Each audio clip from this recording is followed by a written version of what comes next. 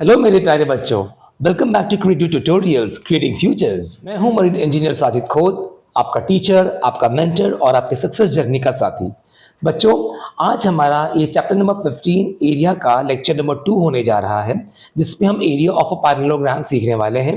Okay, और जिस तरह हमने लेक्चर 1 के अंदर एरिया क्या होती है, जिसको हमने एकदम बेसिक से सीखा हम लोगों ने, इस चैप्टर का इस लेक्चर के अंदर भी जो है हम इस टॉपिक को जो है एरिया ऑफ अ पैरेललोग्राम हम एकदम बेसिक से समझेंगे इसको। ठीक है, एरिया का नाम सुनते ही अगर आपको लगता है कि बस फॉर्मूलाज याद करना है, तो ऐसा बिल्कुल भी नहीं है, याद रखो। ठीक है, आज हम समझेंगे कि एरिया होता क्या है, फॉर्मूला कहां से आता है, बेस और हाइट को कैसे आइडेंटिफाई करना है, और फिर डिफरेंट क्वेश्चंस को स्टेप बाय स्टेप सॉल्व भी करेंगे। ठीक है, तो अपनी नोटबुक और पेन रेडी रखिए, कंसेप्ट को समझिए, फॉर्मूला अपने आप याद हो जाएगा। ठीक है, तो कुछ टेंशन की बात बिल्कुल भी नहीं है, एकदम आराम से हो जाएगा, एकदम रिलैक्स रहो। ठीक है, चलो शुरू करते हैं। चलिए सबसे पहले समझते हैं कि एरिया एक्चुअली होता क्या है। बच्चों, हमने लेक्चर 1 में ये सीखा था कि किसी भी क्लोज प्लेन फिगर के अंदर जितनी सरफेस एरिया होती है, उस सरफेस को हम उस फिगर का एरिया कहते हैं, बराबर ना। देखिए आपको इस फिगर में साफ नजर आ रहा है, ये एक एनक्लोज एरिया है, बराबर। जहां पर भी ये ग्रीन शेड जितना भी किया हुआ है, ये सारा स्पेस अंदर ही अंदर की तरफ है, जिसको हम एरिया कहते हैं। तो space inside is equal to area.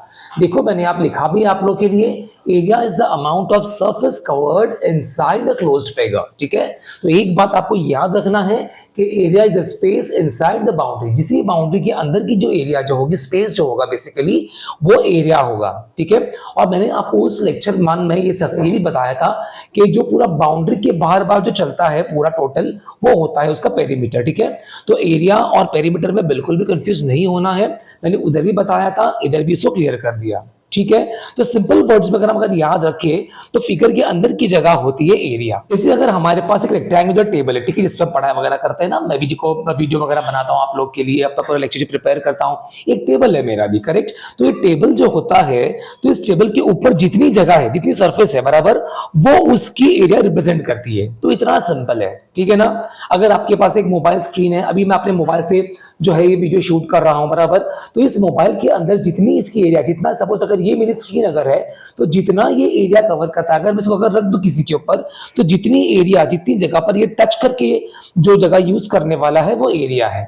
ठीक है, क्लियर है। इस वीडियो में लेक्चर 1 में जो मैंने आपको ये भी बताया था कि एरिया को हम हमेशा स्क्वायर यूनिट से मेजर करते हैं, जैसे square centimetre, square metre, square kilometre. देखो मैंने लिखा है square centimetre, square metre, square kilometre. यहाँ एक इंपॉर्टेंट बात याद रखिए बच्चों, लेंथ की यूनिट अगर सेंटीमीटर है, तो एरिया की यूनिट स्क्वायर सेंटीमीटर होगी।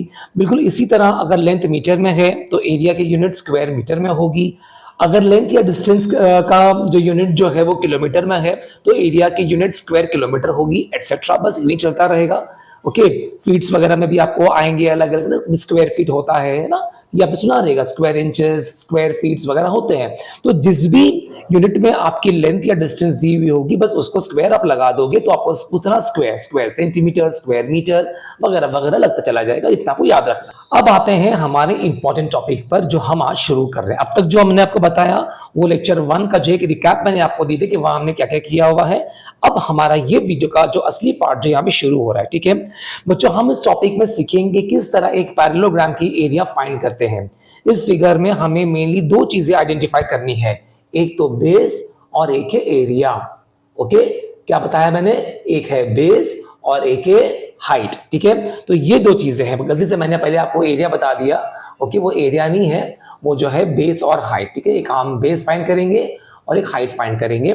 ठीक है, ये हमको आइडेंटिफाई करना बहुत जरूरी है, क्योंकि अगर चूक गए अगर हाइट में, ओके, तो बेस तो खैर हमको मिल ही जाएगा, लेकिन अगर हमने हाइट को आइडेंटिफाई करने में अगर हमने गलती कर दी ना बच्चों, तो हमारा पूरा आंसर रॉन्ग जा सकता है। ठीक है, तो बेसिकली ये दो चीजें आपको आइडेंटिफाई करनी है, एक हो गया बेस, दूसरा हो गया हाइट। ऑलराइट, अब इस स्लाइड में हम देखेंगे कि व्हाट इज अ पैरेललोग्राम। एक पैरेललोग्राम जो है वो क्या होता है। अब इस स्लाइड में जो है बच्चों हम ये देखेंगे कि एक पैरेललोग्राम होता क्या है। ठीक है, कब एक क्वाड्रिलैटरल को हम पैरेललोग्राम कहेंगे।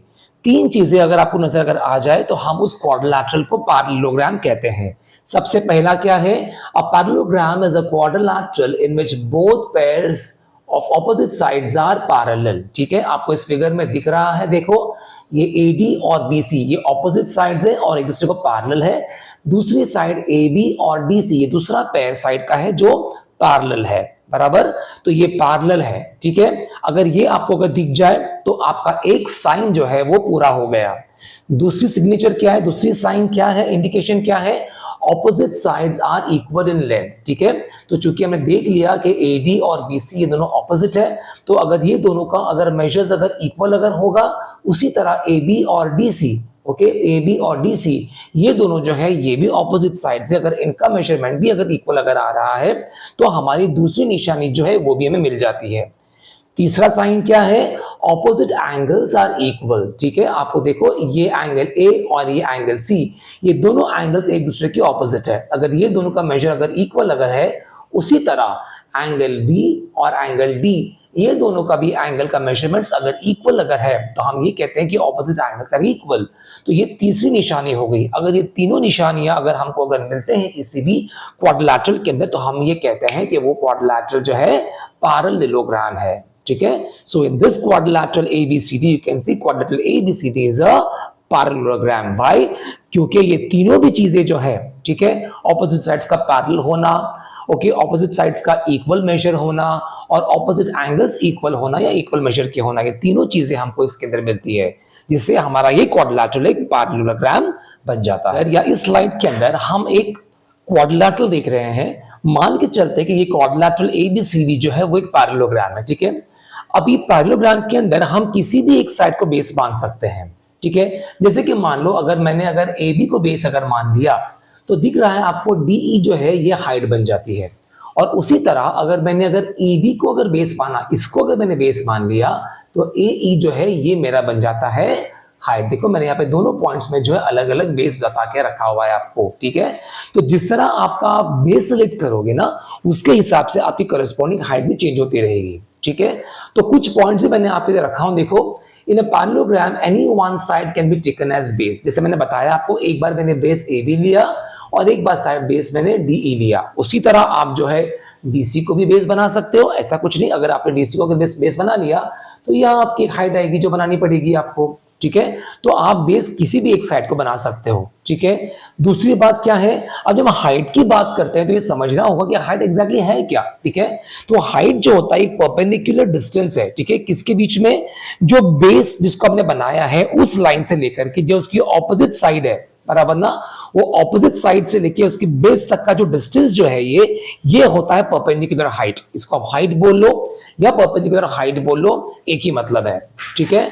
और मेन बात ये कि हाइट जो आएगी, ओके, ऑपोजिट साइड से जो बेस के ऊपर आएगी ना, वो 90 डिग्रीज का एंगल बनाएगी, ठीक है। उसके बगैर अगर सपोज अगर वो 90 डिग्रीज का एंगल अगर नहीं बना रही है तो हम उस परपेंडिकुलर जो डिस्टेंस जो है हम उसको नहीं बोलेंगे कि वो परपेंडिकुलर है। बिकॉज परपेंडिकुलर नाम तभी हम यूज करेंगे जब वो लाइन ऑपोजिट साइड पे जहां पर टच हो रही है वहां पर 90 डिग्रीज का एंगल बनाएगी, ठीक है। तो ये समझना बहुत जरूरी है। और एक बात याद रखो, height is not a slant side, ठीक है। स्लांट साइड क्या होती है, जो ऐसी वाली होती है ना, आड़ी वाली, ऐसी वाली। देखो तो AD जो है ये आड़ी वाली साइड है, तो ये स्लांट साइड है, ये हमारी हाइट कभी नहीं हो सकती, याद रखना। उसी तरह ये BC देखो, ये BC भी स्लांट साइड है, ये भी कभी हमारी हाइट जो है नहीं हो सकती है, ठीक है।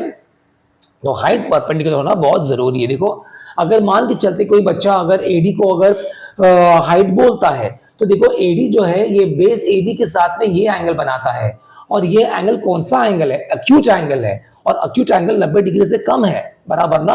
तो हमें 90 डिग्री से कम भी नहीं चलेगा और ज्यादा भी नहीं चलेगा, क्योंकि परपेंडिकुलर मतलब पक्का 101% वो 90 डिग्री ही होना चाहिए, ये कंपल्सरी कंडीशन है, ठीक है। तो समझ में आ गया बेस और हाइट का, परफेक्ट। अभी ऐसा क्यों है कि बार बार मैं एक चीज पे ही एकदम स्ट्रेस कर रहा हूं कि perpendicular height, perpendicular height, perpendicular, ऐसा क्या खास बात है इसके अंदर, ये जानना बहुत जरूरी है, ओके। तो यहाँ एक बहुत इंपॉर्टेंट पॉइंट है कि स्लांट साइड को हाइट कभी नहीं ले सकते हम, ऑलराइट। देखो मैंने आपको लिखा है यहाँ पर, area of a figure depends on the base and the perpendicular height only. एक पैरेललोग्राम जो है, ओके, उसकी एरिया जो है वो उसकी बेस और परपेंडिकुलर हाइट पर ही डिपेंड करती है। इसका मतलब क्या होता है, If we take a slant side as height, we will not get the correct area. अगर हम slant side को अगर height अगर ले लेंगे तो हमारी एरिया गलत आ जाएगी, हमें सही एरिया नहीं मिलेगी. Only the perpendicular distance measures how much space is covered between the base and the opposite side. ठीक है, जो परपेंडिकुलर डिस्टेंस जो है ओके वही हमें बताता है कि कितना स्पेस कवर होता है एक बेस के अंदर और उसकी ऑपोजिट साइड के अंदर. और यही वजह है कि परपेंडिकुलर हाइट इतनी इंपॉर्टेंट है हमारे लिए पैरेललोग्राम के अंदर. ठीक है, इस बात को बच्चों समझना बहुत जरूरी है. देखो मैंने इस फिगर के अंदर आपको बताया है दो चीजें मैंने बॉक्स बताया हूं. एक में मैंने बताया हूं कि सही हाइट और दूसरे में मैंने बताया है गलत हाइट. ओके, अभी थोड़ा आप इस चीज को एनालाइज करो. मैंने लिखा है कि DE is perpendicular to AB, this is the true height.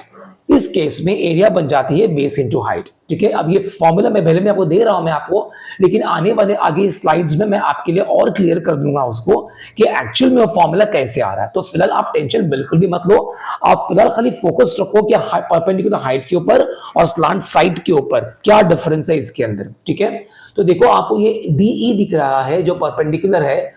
देखो पॉइंट E के ऊपर एग्जैक्टली 90 डिग्रीज का एंगल बना रहा है. बराबर. अब ये रे देखो थोड़ा यहाँ पे थोड़ा टेढ़ा हो गया, ये ऐसा स्ट्रेट होना चाहिए था रे. ठीक है, बट डजंट मैटर, आप समझ जाओगे उसको. वो रे जो है AB की लाइन में चल रही है वो रे. अभी अगर ये CB अगर मैं जो स्लांट साइड है उसको अगर मैं परपेंडिकुलर हाइट बोल के अगर चलूं, ठीक है, तो आप देखो खुद कि ये एंगल जो बन रहा है मेरा विद द रे, ठीक है, क्या ये एंगल मेरा 90 डिग्री का बन रहा है? बिल्कुल भी नहीं बन रहा है. बराबर ना. तो जब 90 डिग्री का एंगल बन ही नहीं रहा है तो परपेंडिकुलर होने का सवाल ही उठता नहीं है.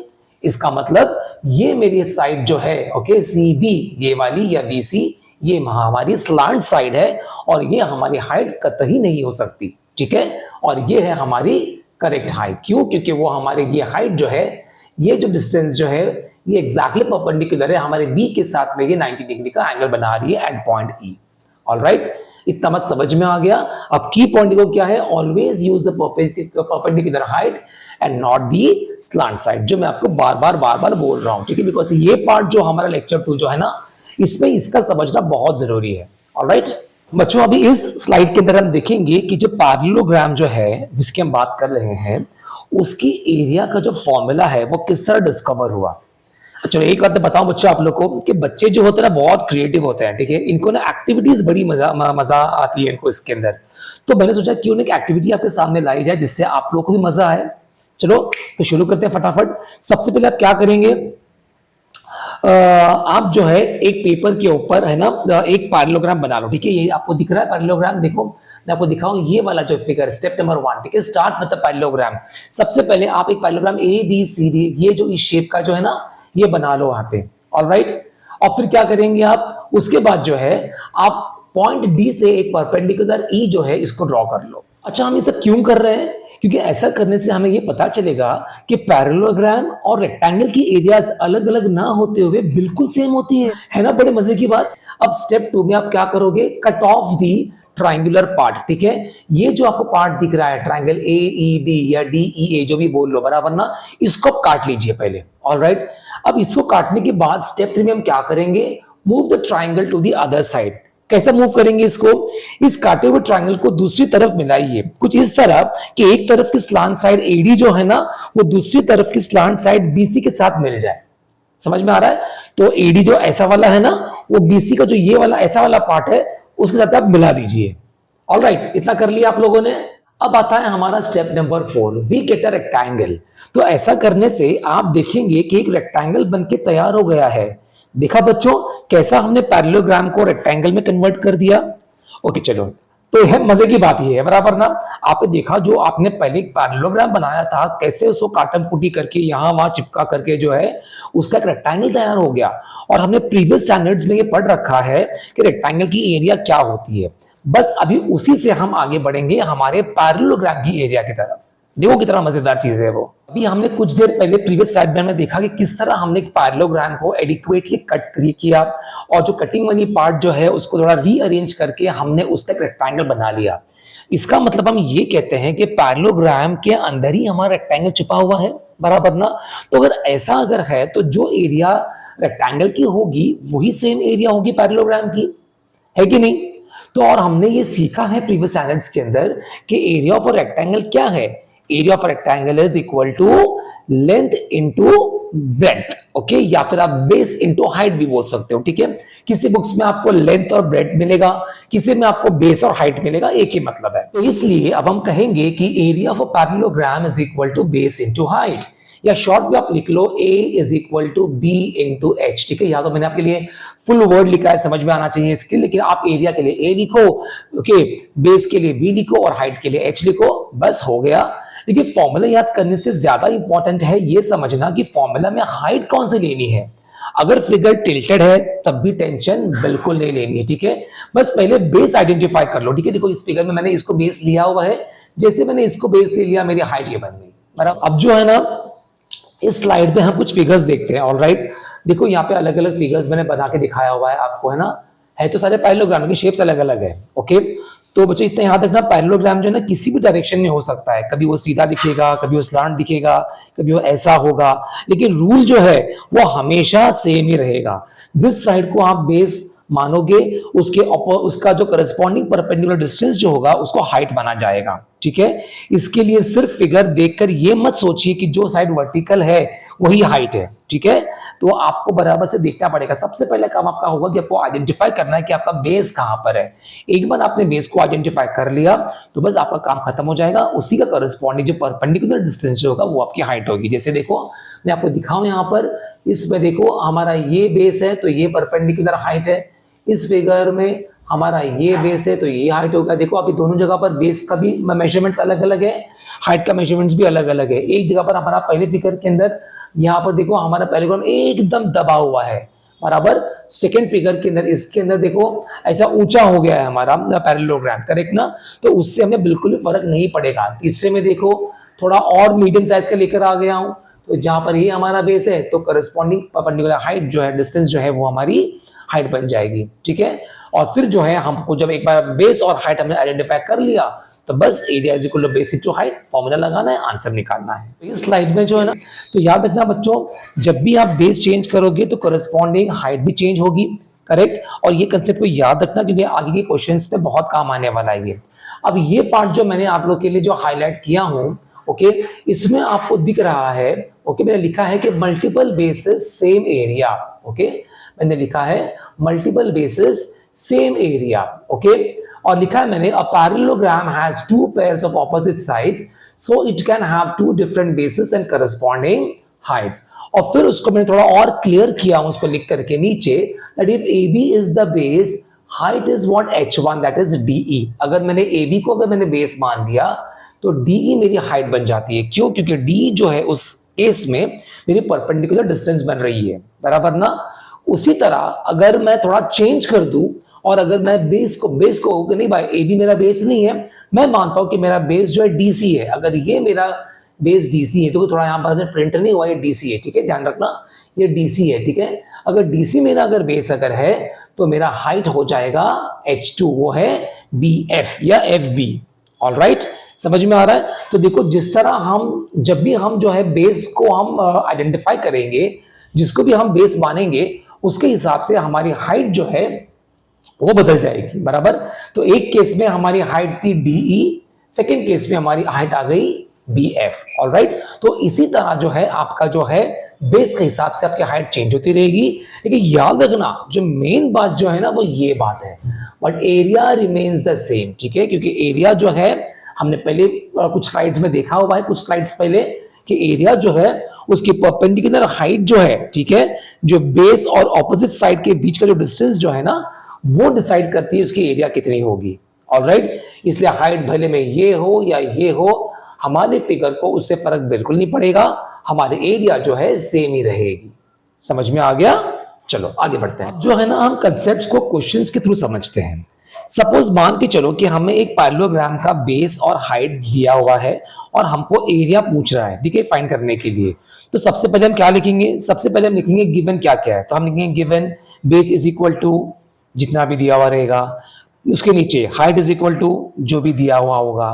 फिर हम लिखेंगे रिक्वायर्ड या to find area is equal to dash question mark दे दो वहां पे। फिर लिखो फॉर्मूला, फॉर्मूला क्या है, area is equal to base into height, बराबर, ये सब किया ना हमने भी। उसके बाद लिखो, पहले हमने गिवन लिखा, फिर लिखा टू फाइंड या फिर रिक्वायर्ड क्या है, फिर हमने लिखा फॉर्मूला, अब लिखो कैलकुलेशन या फिर लिखो फॉर्मूला एंड कैलकुलेशन, ठीक है। दोबारा से फॉर्मूला लिखो, area is equal to base into height. अब जो है जितनी भी वैल्यूज आपको दिए हुए हैं ना, वो यहाँ पे सब्स्टिट्यूट कर दो और मल्टीप्लाई करोगे तो आपको फाइनल आंसर मिल जाएगा। जो फाइनल आंसर मिल गया वो आपका एरिया है, ठीक है। और फाइनली आंसर के साथ स्क्वायर यूनिट जरूर लिखना, ये भूलना मत, ठीक है। जैसे अगर मेजरमेंट सेंटीमीटर्स में अगर है तो आंसर में स्क्वायर सेंटीमीटर आ जाएगा, अगर मेजरमेंट मीटर्स में है तो आंसर स्क्वायर मीटर में आएगा, बस इसी तरह, ठीक है। बच्चों कैलकुलेशंस के साथ यूनिट लिखना मत भूलना, ठीक है। यूनिट आंसर का इंपॉर्टेंट पार्ट है। अगर आप खाली अगर वैल्यू को लिखोगे, जैसे मान लो किसी की एरिया अगर 180 आ गई, आपने खाली 180 लिखा, ठीक है, यहाँ पे स्क्वायर सेंटीमीटर या स्क्वायर मीटर अगर नहीं लिखा, तो पेपर चेक करने वाला बंदा जो है या बंदी जो है, उसको कैसे मालूम पड़ेगा कि वो 180 आप क्या कहना चाह रहे हो, ओके, एरिया है कि पेरीमीटर है कि वॉल्यूम है कि क्या है, बराबर ना। तो यूनिट जो है वो आपके आंसर का बहुत इंपॉर्टेंट पार्ट होता है, याद रखना। यूनिट के बगैर आपके आंसर की कोई वैल्यू नहीं होती, ठीक है, क्योंकि हमारे समझ में ही नहीं आएगा पेपर चेक करते वक्त कि आप क्या कहना चाह रहे हो उसके अंदर। ऑलराइट, तो टीचर्स आपको मार्क्स तो देंगे, लेकिन वहां पर आपका यूनिट नहीं लिखने की वजह से आपका डेफिनेटली आधा या 1 मार्क काट दिया जाएगा, ठीक है। तो याद रखना यूनिट आंसर का इंपॉर्टेंट पार्ट है। ऑलराइट, अभी देखो जो मैंने आपको बताया ना अभी, उससे पे चलो देखते हैं। अभी यहाँ पर हमारे पास एक पैरेललोग्राम है ABCD, बराबर। ये जो है हमारे पास एक पैरेललोग्राम बना के दिया हुआ है क्वेश्चन में। हमें बोल रहा है डेटा क्या दिया हुआ है हमको, if AB is equal to 18 centimetres. AB कहाँ है हमारा, AB हमारा ये है जो 18 सेंटीमीटर्स है। दूसरा हमको डेटा दिया हुआ है height is equal to DE is equal to 10 centimetres. हमको बोल रहा है कि हाइट जो है DE है। अब देखो हमको सिर्फ AB बोला, यहां पर उसने बेस वर्ड जो है मेंशन नहीं किया है, लेकिन हमें साफ दिख रहा है। अगर इधर हमको हाइट अगर नहीं भी अगर वर्ड दिया होता तो हमको फिगर में दिख रहा है कि DE जो है वो परपेंडिकुलर है AB के ऊपर एट पॉइंट E, बराबर ना। मतलब ये साफ दिखता है हमको कि AB जो है ये हमारा बेस है और DE जो है ये हमारी हाइट है, बराबर। अब हम लिखेंगे कि हमको कैलकुलेट क्या करना है। हमको पूछा है कि फाइंड इट्स एरिया, तो हम लिखेंगे नीचे रिक्वायर्ड या फिर टू फाइंड, ओके, लिखो area comma capital A is equal to how much, question mark डाल दो। अभी आप लिखो सॉल्यूशन, उस पर आप लिखो फॉर्मूला, फॉर्मूला के अंदर आप लिखो area is equal to base into height, ठीक है। बेस आपका इतना है, हाइट इतना है, ये सब आपने लिख चुका है पहली गिवन के अंदर। ऑलराइट, फिर जो है लास्ट में आपका आएगा formula and calculation, okay. Formula दोबारा लिखो, area is equal to base into height, base 18 है लिख दो यहाँ पे, हाइट 10 है लिख दो यहाँ पर। अब दोनों को मल्टीप्लाई कर लो, आपको मिलेगा 180, ओके। लेकिन याद रखना हमारा यूनिट जो है सेंटीमीटर में दिया हुआ है, देखो है ना, हमको सेंटीमीटर में दिया हुआ है, तो क्या आएगा, सेंटीमीटर मल्टीप्लाइड बाय सेंटीमीटर हो जाएगा सेंटीमीटर स्क्वायर, तो हमारा आ गया 180 सेंटीमीटर स्क्वायर, ठीक है। यहाँ पर फिगर में मैंने आपको फाइनल स्टेप नहीं दिखाया हूँ, ठीक है, मैं भूल गया शायद डालने के लिए, आई एम सो सॉरी। ठीक है, याद रखना वहां पर जो है आपको लिखना है, फाइनल स्टेप लिखेंगे therefore the area of parallelogram ABCD is 180 square centimetre, ठीक है। क्योंकि कई बार लास्ट स्टेप जो होता है, ये फाइनल स्टेप जो होता है ना, उसके लिए भी आधा मार्क अलॉटेड रहता है, ठीक है। अब एक और एग्जांपल देख लेते हैं। इसमें देखो हमें दिया हुआ है कि एक पैरेललोग्राम PQRS हमको दिया हुआ है, ठीक है। If PQ is equal to 15 metres and height TS is equal to 8 metres, find its area. पहला वाला क्वेश्चन हमको अलग डायमेंशंस के साथ में दिया हुआ था और सेंटीमीटर में दिया हुआ था, यहां पर डायमेंशन चेंज कर दिया गया है, हमको मीटर में दिया हुआ है, बराबर ना। तो हमने ऑलरेडी प्रीवियस स्लाइड से पढ़ रखा है कि जैसा हमको लेंथ सेंटीमीटर या मीटर या किलोमीटर या फीट्स या इंचेस में दिया होगा, हमारे एरिया में एक स्क्वायर लगता चला जाएगा, square centimetre, square metre, square feet वगैरह वगैरह, ठीक है ना। तो यहाँ पर मीटर है तो जाहिर सी बात है हमारा आंसर में स्क्वायर मीटर आने वाला है, बराबर। चलो गिवन में लिखो, बेस लिखो कितना दिया हुआ है, हाइट कितना दिया हुआ है, फिर एक पॉइंट यहाँ मिसिंग है कि टू रिक्वायर्ड या फिर टू फाइंड लिखो area comma capital A is equal to how much, question mark दे दो। फिर लिखो formula is what, area is equal to base into height. फिर नीचे आपका आएगा फॉर्मूला एंड कैलकुलेशन, उसमें जो वैल्यूज है वो सब्स्टिट्यूट कर दो। बेस 15 दिया हुआ है, हाइट 8 दिया हुआ है, 15 8 होता है 120, इसको मल्टीप्लाई करके देख लेना, ठीक है। और जो है हमारा मीटर में दिया हुआ है तो metre into metre is square metre, okay. तो आ जाएगा 120 स्क्वायर मीटर। इधर भी आपका फाइनल स्टेप नहीं दिया हुआ है, ठीक है, आप जरूर लिखेंगे एग्जाम्स में।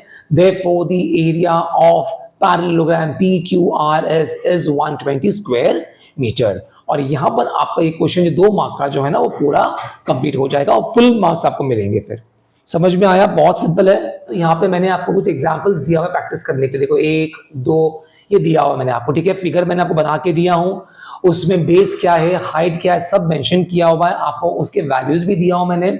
आप इसको कैलकुलेट करोगे, खुद प्रैक्टिस करोगे बच्चों, और जो है आंसर मुझे कमेंट में लिखोगे, ठीक है। क्वेश्चंस तो मैंने बहुत सारे दिया हूं, ठीक है। आप सारे अगर नहीं करोगे तो फिर भी कुछ कुछ का आप जरूर लिखना। जब आप कमेंट करोगे तो आप लिखना कि बेस इतना है, हाइट इतना है, तो एरिया इतना मिला, ठीक है। तो मेरे समझ में आएगा कि आपने कौन सा क्वेश्चन का आंसर मेरे को आप दे रहे हो, ठीक है। ये कमेंट जरूर करना ताकि मुझे भी समझ में आए कि जो मैं इतने मेहनत से वीडियो बना रहा हूँ, घंटों बैठ करके जो है रात को मैं आपके लिए इसका एक लेक्चर प्रिपेयर करता हूँ, फिर इसको बनाना, शूट करना, फिर इसको एडिट करना, बच्चों बहुत मेहनत का काम है। मालूम, एक वीडियो आपके सामने 15-20 मिनट का आता है, आधा घंटे का आता है, लेकिन जो टीचर्स जो बनाते हैं ना बच्चों उसको, वो वीडियो, उसके पीछे घंटों की मेहनत होती है जो आपको शायद नहीं दिखती है, लेकिन होती है। जो यूट्यूबर्स जितने भी हैं जो बनाते हैं ना, ऐसे लेक्चर्स प्रिपेयर करते हैं, ये वो समझते होंगे मैं क्या कह रहा हूँ, ठीक है। तो प्लीज कमेंट जरूर करना ताकि हमें भी खुशी हो कि चलो भाई हम मेहनत कर रहे हैं तो बच्चे भी पढ़ रहे हैं, ताकि हमारी भी मेहनत जो है वसूल हो रही है, फायदा आपको ही पहुंचे। ऑलराइट, तो कमेंट प्लीज जरूर करना, मैं आपके कमेंट्स का इंतजार करूंगा। ऑलराइट, और आपके कमेंट्स में जो आंसर्स होंगे उसको देख करके मैं रिवर्ट बैक भी करूंगा। अगर आप सही रहेंगे तो मैं आपको अप्रिशिएट करूंगा, आप गलत जाओगे तो आपको वहां सही भी करूंगा आपको, ठीक है। चलो आगे बढ़ते हैं। तो अब जो है ना क्वेश्चन थोड़ा इंटरेस्टिंग होते जा रहा है। ऑलराइट, देखो इधर भी इस स्लाइड के ऊपर मैंने आपको 10 क्वेश्चंस बना के दिया हुआ है। पहले 5 क्वेश्चंस जो है मैंने खुद फिगर बना के दिया हूं, नीचे के 5 क्वेश्चंस जो है मैंने आपको वर्ड प्रॉब्लम्स टाइप पे दिया हूं कि आप खुद फिगर बनाओ, ठीक है, और उसके अंदर अपना जो भी दिया हुआ रहेगा आपका डेटा, उसमें दिखाओ उस डेटा को, और फिर फॉर्मूला के साथ लगा करके इसको सॉल्व करो, ठीक है। अब बात ये होती है कि अगर एरिया और बेस दिया हो तो हाइट हम कैसे निकालेंगे। उसी तरह एरिया और हाइट अगर दिया अगर होगा तो हम बेस कैसे निकालेंगे। तो फॉर्मूला जो है ना बच्चों, कभी भी याद रखो, हमें एरिया और बेस दिया होता है और हमें अगर हाइट फाइंड करनी होती है ना, तो हमें बेसिकली जो है पता है कि area is equal to base into height, बराबर। तो अगर हमको अगर हाइट फाइंड करनी है तो हम क्या करेंगे, एरिया डिवाइडेड बाय बेस कर देंगे, तो height is equal to area divided by base, ठीक है। इसी तरह अगर हमको बेस फाइंड करना होगा तो क्या करेंगे, base is equal to area divided by height, बस इतना ही करना है। यानी कि base B is equal to A divided by H. चलो बच्चों देखो, जो मैं आपको बता रहा था ना, मैंने लिख लिया है स्क्रीन के ऊपर। पहला देखो, जो ग्रीन बॉक्स में आपको जो दिख रहा है ना, यहाँ पर area is equal to base into height, बराबर। ये हमारा तो बेसिक फॉर्मूला वो हमने देख ही लिया है। मैं इस स्लाइड में आपको ये बोल रहा हूं कि अगर आपको एरिया दिया हुआ है, हाइट दिया हुआ है, और अगर आपको अगर बेस फाइंड करने को बोल रहा है, तो ये रेड बॉक्स में जो आपको फॉर्मूला दिख रहा है, b is equal to A upon H, that is base is equal to area upon height, हम ये वाला फॉर्मूला यूज करेंगे, है ना, बराबर। देखो सेम सिंपल मैथमेटिक्स है, सिंपल अलजेब्रा यहाँ पर है आपका। क्या है, अगर आपको बेस अगर निकालना है तो ये हाइट जो है, जो बेस के साथ में मल्टीप्लिकेशन मोड में है, जब ये हाइट अपनी साइड चेंज करेगा तो हाइट जो है नीचे डिवीजन में आ जाएगा, बराबर। तो देखो यहाँ पे हाइट डिवीजन में आ गया। उसी तरह अगर आपको एरिया दिया हुआ है और बेस भी दिया हुआ है और आपको हाइट फाइंड करने बोल रहा है, तो ये ब्लू बॉक्स वाला फॉर्मूला जो है h is equal to A upon B, that is height is equal to area upon base, आप ये यूज करोगे। सेम वही अलजेब्रा यहाँ पे लगेगा कि जब भी ये b और h मल्टीप्लिकेशन मोड में अगर होंगे, बराबर, तो जब भी ये b जो है अपनी साइड चेंज करेगा तो डिवीजन में आ जाएगा, बराबर। तो देखो नीचे डिवीजन में आ गया है। तो यही फॉर्मूला के साथ में हम क्वेश्चंस के साथ में खेलते रहते हैं, और एग्जाम से भी जो बच्चों है बस यही करते रहते हैं और कुछ करते नहीं है हम लोग। ऑलराइट, खाली फिगर्स को खाली आड़ा टेढ़ा बना देंगे हम लोग, और खाली वैल्यूज चेंज करेंगे, यूनिट्स चेंज कर देंगे, ठीक है। एक बार आपको सीधा हम बेस और हाइट देंगे, बोलेंगे एरिया निकालो, कभी हम आपको एरिया और हाइट देंगे, बोलेंगे बेस निकालो, कभी आपको एरिया और बेस देंगे और बोलेंगे हाइट निकालो। बस यही 3 फॉर्मूले के अंदर ही हम खेलते रहेंगे इस टॉपिक को लेकर के, इसके अलावा इसके बाद और कुछ भी नहीं होगा, ठीक है। समझ में आ गया इतना? देखो बच्चों, इतना तो एकदम क्लियर है बराबर ना कि फॉर्मूला अलग अलग नहीं है, एक्चुअली हमारा बेसिक फॉर्मूला एक ही है। कौन सा वाला? ये वाला, area is equal to base into height, बराबर। और हमने इसी फॉर्मूला को थोड़ा रीअरेंज करके हमने दो फॉर्मूले बनाए हैं, b is equal to a upon H और दूसरा h is equal to a upon B. तो इसका मतलब ये होता है कि आपको अलग अलग फॉर्मूला रखने की जरूरत बिल्कुल भी नहीं है, बस एक ही बेसिक फॉर्मूला है, उसको समझ लो, उसको याद कर लो, area is equal to base into height, और आपका काम हो जाएगा। जो अभी इसी स्लाइड के ऊपर हम कुछ वर्ड प्रॉब्लम सॉल्व करने वाले हैं। क्वेश्चन को देखते ही बच्चों डायरेक्टली कैलकुलेशन शुरू नहीं करनी, ठीक है। सबसे पहले हम क्वेश्चन को साफ पढ़ेंगे, ध्यान से पढ़ेंगे। हम ये देखेंगे कि हमें क्या क्या दिया हुआ है, क्या हमें बेस दिया है, क्या हमें हाइट दी है, क्या हमें एरिया दी हुई है। फिर हम आइडेंटिफाई करेंगे कि क्या फाइंड करना है, हमें एरिया फाइंड करना है, क्या हमें बेस फाइंड करना है, क्या हमें हाइट फाइंड करना है, और फिर उसके हिसाब से हम अप्रोप्रिएट फॉर्मूला यूज करेंगे। अगर एरिया पूछा है तो area is equal to base into height का फॉर्मूला यूज करेंगे। अगर हाइट फाइंड करना बोलेगा तो height is equal to area divided by base का फॉर्मूला यूज करेंगे। अगर बेस फाइंड करने को अगर बोला है तो base is equal to area divided by height का फॉर्मूला यूज करेंगे। फिर वैल्यूज को सब्स्टिट्यूट करेंगे और आंसर को निकालकर हम लास्ट में उसको यूनिट में लगा देंगे। ये सिंपल 4 स्टेप्स जो है जो मेथड जो है, इसको अगर आप फॉलो करोगे ना बच्चों, तो वर्ड प्रॉब्लम्स भी एकदम इजी हो जाएंगे आपके लिए। मैं आपको एक दो करके दिखाता हूं, ठीक है, तो आपके समझ में आएगा। ऑलराइट, चलो साथ में करते हैं।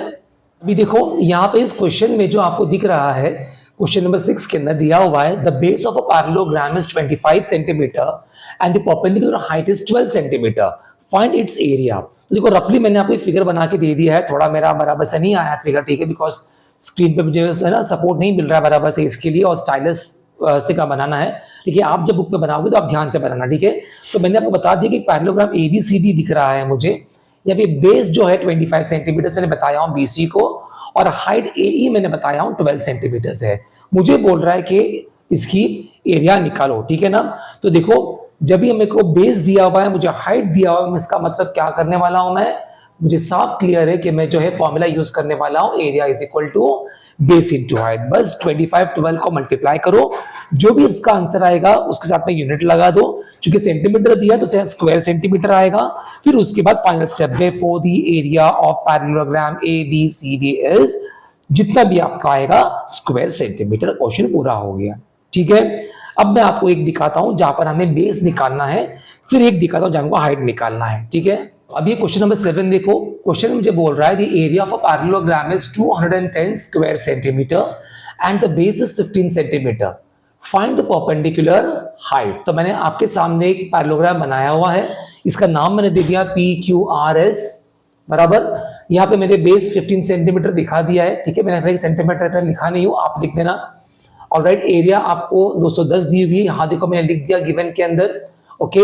रिक्वायर्ड क्या है, H है, ओके। देखो H मेरे को पास नहीं है, मुझे फाइंड करना है, तो आप लिखोगे required H is equal to question mark. Alright, अभी चूंकि मुझे हाइट पूछा है तो अब मेरा फॉर्मूला कौन सा आएगा, फॉर्मूला मेरा ये वाला आएगा, height is equal to area divided by base. अभी एरिया मेरे पास है, बेस मेरे पास है, इसकी वैल्यूज आप सब्स्टिट्यूट कर दो, डिवाइड कर लो, जो भी आपका आंसर आएगा उतना स्क्वायर सेंटीमीटर, ठीक है, क्यों सॉरी उतना मीटर, आई एम सॉरी, उतना मीटर आपका आंसर आएगा। क्यों, देखो हमारी एरिया भी स्क्वायर सेंटीमीटर में है, बेस भी सेंटीमीटर में है, तो जाहिर है हमारी हाइट भी सेंटीमीटर में ही आएगी, तो जो भी डिवाइड करके आपको आंसर आएगा उतना सेंटीमीटर आपकी हाइट होगी। फिर उसके बाद आप फाइनल स्टेप लिखोगे, therefore the height of the parallelogram or the perpendicular height of the parallelogram is so and so centimeters। Question खत्म, समझ में आया, बहुत इजी है ना। तो अभी ये फिगर में देखो, ये क्वेश्चन जो नंबर 8 जो है, इसमें क्वेश्चन है the area of a parallelogram is 96 square metres and the perpendicular height is 8 meters, find the base। Alright, हमको बोल रहा है कि बेस फाइंड करो, तो ठीक है, देखते हैं क्या क्या आएगा इसके अंदर। सबसे पहले मैंने आपके सामने एक जो है पैरेललोग्राम बना लिया है, LMNO नाम दे दिया है मैंने इसको, ओके। मैंने एक हाइट बता दिया है, मैंने यहाँ पे लिखने के लिए भूल गया, मैं यहाँ पे इसको x ले लेता हूँ इस पॉइंट को, ठीक है, ये LX हमारी हाइट हो जाती है, ओके। अब जो है हमने हाइट जो है 8 मीटर्स लिख दिया है यहाँ पे, और डेटा के अंदर जो है हमने लिखा है area is equal to 96 square metre, height is equal to 8 metre जो दिया हुआ है। रिक्वायर्ड के अंदर base is equal to how much, ये भी दे दिया है। अभी चूंकि हमको बेस पूछा है तो फॉर्मूला हमारा आएगा base is equal to area divided by height. अब बस आप खाली यहाँ पे वैल्यू सब्स्टिट्यूट कर दो, कैलकुलेट कर लो और आंसर निकाल लो।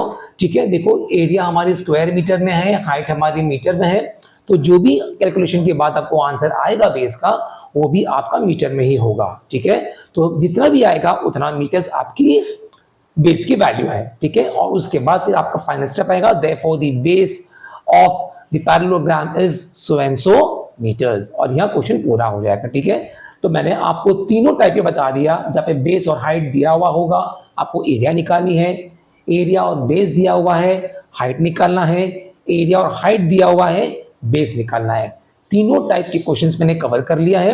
अभी जो क्वेश्चंस जो मैंने इतनी सारे जो दिया मैंने आपको अलग अलग स्लाइड्स के साथ प्रैक्टिस करने के लिए, प्लीज प्लीज प्लीज आप जो है उसको सॉल्व करना।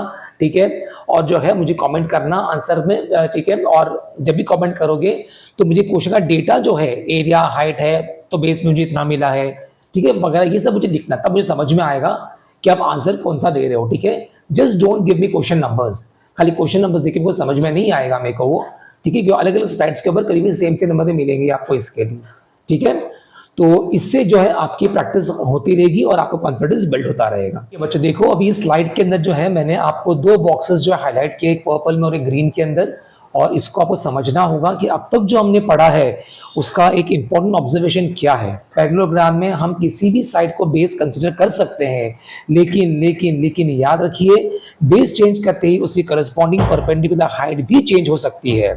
ठीक है, तो इसलिए क्वेश्चन सॉल्व करते वक्त बेस और हाइट की पेयर को केयरफुली आइडेंटिफाई करना है, इतना याद रखना। ठीक है, एक गलत हाइट लेने से पूरा आंसर रॉन्ग हो सकता है। सो रिमेंबर, बेस और उसकी करस्पॉन्डिंग परपेंडिकुलर हाइट को हमेशा साथ में आइडेंटिफाई करो। ठीक है ना बच्चों, आपने डेफिनेटली देखा होगा कि मैंने आपको कुछ स्लाइड्स में क्वेश्चंस दिए हैं प्रैक्टिस करने के लिए। ये स्लाइड जो आपके सामने है इसमें कुछ क्वेश्चंस आपको दिख रहे हैं।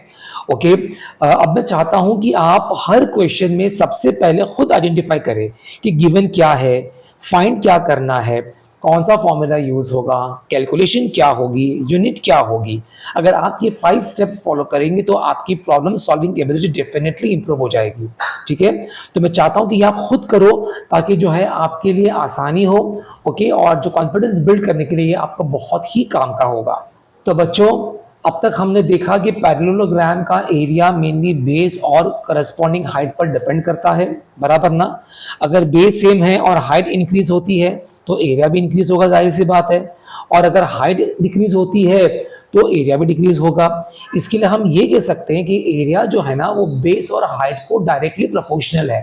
ठीक है, कि बेस बढ़ी तो एरिया बढ़ी, हाइट बढ़ी तो एरिया बढ़ी, उसी हिसाब से बेस कम हुई तो एरिया भी कम हुई, हाइट कम हुई तो एरिया भी कम हुई। ठीक है, तो इसके लिए हम कह सकते हैं that area is directly proportional to base into height.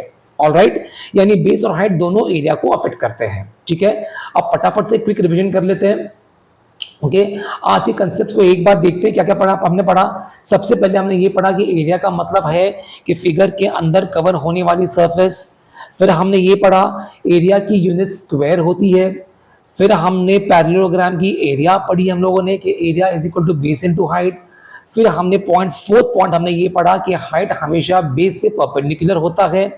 पांचवा पॉइंट हमने ये पढ़ा कि स्लांट साइड को ऑटोमेटिकली हाइट नहीं मान सकते, बराबर। फिर हमने देखा कि अगर हमको हाइट फाइंड करना है तो हम फॉर्मूला यूज करेंगे एरिया डिवाइडेड बाय बेस, और अगर हमको बेस फाइंड करना है तो हम फॉर्मूला यूज करेंगे एरिया डिवाइडेड बाय हाइट।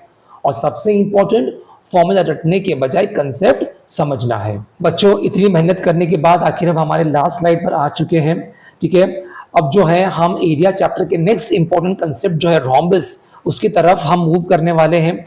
यहाँ भी हमारा मेन फोकस वही रहेगा, फिगर को आइडेंटिफाई करना, रिक्वायर्ड मेजरमेंट्स को आइडेंटिफाइड करना, ओके, फिर करेक्ट फॉर्मूला चूज करना और फिर कैलकुलेशन करना। ओके बच्चों, याद रखो मैथमेटिक्स में सक्सेस का सीक्रेट सिर्फ फॉर्मूलाज याद करना नहीं है। ओके, कंसेप्ट को समझना और उस कंसेप्ट को क्वेश्चन पर अप्लाई करना ही रियल मैथमेटिक्स है। ऑलराइट, तो बच्चों आज हमने एरिया के कंसेप्ट्स को बिल्कुल बेसिक लेवल से समझा। अगर आपको आज का कंसेप्ट समझ आया है तो सिर्फ वीडियो देखकर मत छोड़िए, नोटबुक उठाइए, क्वेश्चंस खुद सॉल्व कीजिए और देखिए कि आप बिना हेल्प के कितना सॉल्व कर पा रहे हैं। याद रखिए, मैथ्स बिल्कुल मुश्किल नहीं होती, बस उसे समझने का सही तरीका चाहिए। रोज़ थोड़ा सीखिए, रोज़ थोड़ा प्रैक्टिस कीजिए और एक दिन वही डिफ़िकल्ट क्वेश्चंस आपको ईज़ी लगने लगेंगे। अगर वीडियो हेल्पफुल लगा हो तो लाइक, शेयर और सब्सक्राइब ज़रूर कीजिए। मैं हूँ आपका साजिद सर और हम एक क्रिएटिव फैमिली। मिलते हैं नेक्स्ट वीडियो में एक नए कंसेप्ट के साथ। तब तक पढ़ते रहिए, प्रैक्टिस करते रहिए और अपने फ्यूचर को बेटर बनाते रहिए। Creative tutorials, creating futures.